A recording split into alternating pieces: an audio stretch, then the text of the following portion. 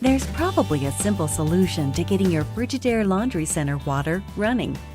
If your unit was just installed, here are a few things to note. High-efficiency washers are designed to use less water and energy. It's perfectly normal for the water level to appear lower than what you may have experienced with an older laundry center. Most Frigidaire laundry centers rely on sensory technology and will determine the proper water level for each load. Water will enter the tub once the sensory cycle is complete. This may take a few minutes.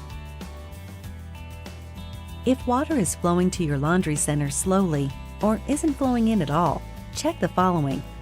Make sure hot and cold faucets are fully open. Check to see if your water hoses are kinked. If so, simply straighten the hoses. Make sure the lid is completely closed. Your laundry center will not operate with the lid open. Your laundry center needs sufficient water pressure to fill. Check to see if water is being used elsewhere in your home, such as shower, bath, and dishwasher, while the washer is trying to fill. Need a few more tips? No worries. Check to see if the filter screens on your water valve have become clogged. Check the drain hose standpipe. It must be a minimum of 33 inches high, but also no more than 6 inches into the standpipe.